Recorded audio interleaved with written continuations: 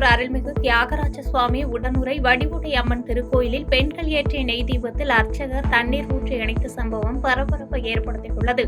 இதுகுறித்து பெண் பக்தர்கள் சம்பந்தப்பட்ட அர்ச்சகரிடம் வாக்குவாதத்தில் ஈடுபடும் வீடியோ வெளியாகி அதிர்ச்சியை ஏற்படுத்தியுள்ள நிலையில் துறை சார்ந்த அதிகாரிகள் நடவடிக்கை எடுக்க வேண்டும் என்று கோரிக்கை எழுந்துள்ளது.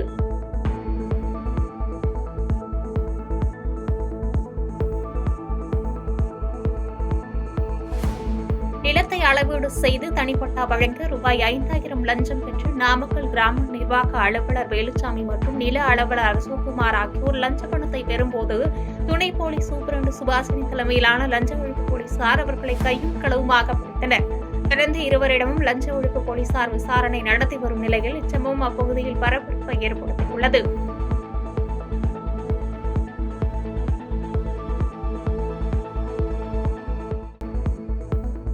சென்னையை சேர்ந்த நீரஜா விஜயகுமார் என்ற பக்தர் காஞ்சிபுரம் காமாட்சி அம்மனுக்காக 10 கிலோ வெள்ளியில் செய்யப்பட்ட வீணையில் தங்க முலாம் பூசப்பட்டு அதனை காணிக்கையாக செலுத்தியுள்ளார். பின்னர் மூலவர் காமாட்சி அம்மனிடம் வைக்கப்பட்ட சிறப்பு தீபாராதனைகள் நடைபெற்ற நிலையில் தொடர்ந்து சிறப்பு அபிஷேகமும் நடைபெற்றது.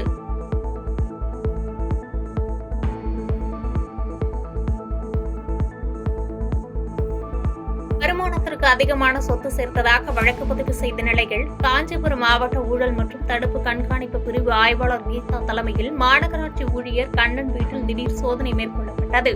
ஏற்கனவே குடிநீர் இணைப்பு, கழிவுநீர் இணைப்பு வழங்குதல் என பல்வேறு பணிகளுக்கு அதிக அளவில் பணம் பெற்று வருவதாக பொதுமக்கள் குற்றம் சாட்டி வந்த நிலையில் தற்போது லஞ்ச ஒழிப்பு காவல்துறையினர் சோதனையில் ஈடுபட்டுள்ளது பரபரப்பை ஏற்படுத்தியுள்ளது.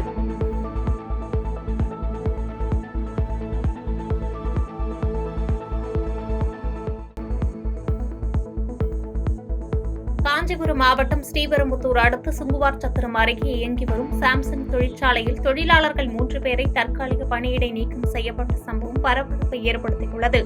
இந்நிலையில் இதனை கண்டித்து 500க்கும் மேற்பட்ட ஊழியர்கள் உள்ளிருப்பு போராட்டத்தில் ஈடுபட்டது பரபரப்பை ஏற்படுத்தியது.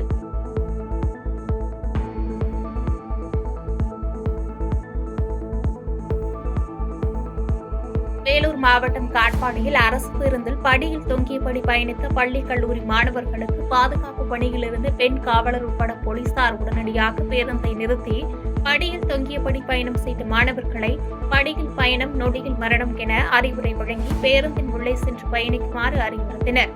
மேலும் பேருந்து நடத்துனரிடம் இதுபோன்ற படியில் மாணவர்களை தொங்கியபடி பயணம் செய்ய விடக்கூடாது எனவும் வலியுறுத்தினர்.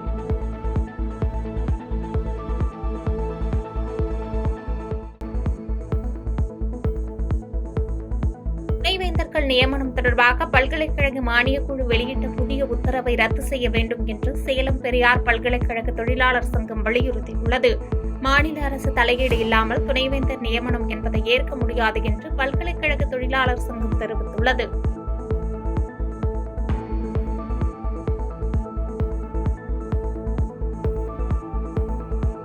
கள்ளக்குறிச்சி மாவட்டம் சங்கராபுரம் அருகே தேவபாண்டலம் கிராமத்தில் 4 வழி சாலை போடும் பணியை தாமதம் செய்யாமல் விரைந்து முடித்திட வலியுறுத்தி பொதுமக்கள் சாலை மறியல் செய்தனர்.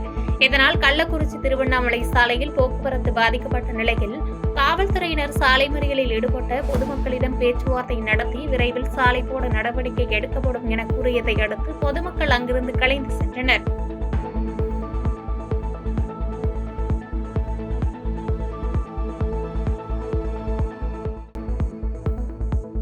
கோவை மாவட்டம் வால்பாறை பொள்ளாச்சி சாலையில் உள்ள டைகர் பள்ளத்தாக்கு பகுதியில் ஜெர்மனி நாட்டிலிருந்து சுற்றுலா வந்த 77 வயதான மைக்கேல் ஜூர்சன் என்பவர் காட்டு யானை தாக்கி மருத்துவமனையில் சேர்க்கப்பட்ட நிலையில் சிகிச்சை பலனின்றி உயிரிழந்தார். ஒற்றை காட்டு யானை சாலையில் நிற்பதாக எச்சரிக்கை செய்தும் எச்சரிக்கையை மீறி மைக்கேல் ஜூர்சன் இருசக்கர வாகனத்தில் சாலையை கடக்க முயன்றதால் யானை அவரை தாக்கியதாக கூறப்படுகிறது.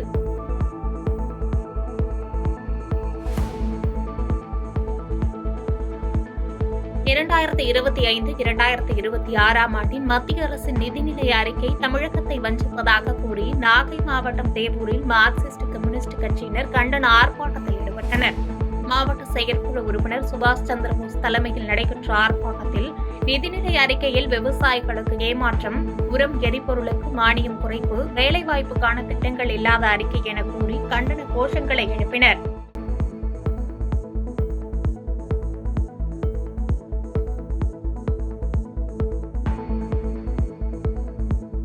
பாதகம் செய்பவரை கண்டால் நாம் பயம் கொள்ளலாகாது பாப்பா. மோதி மிதித்து விடு பாப்பா, அவர் முகத்தில் உமிழ்ந்து விடு பாப்பா. அண்மை செய்திகளை உடனுக்குடன் தெரிந்து கொள்ள இணைந்திருங்கள் எம் நாடு தொலைக்காட்சியுடன்.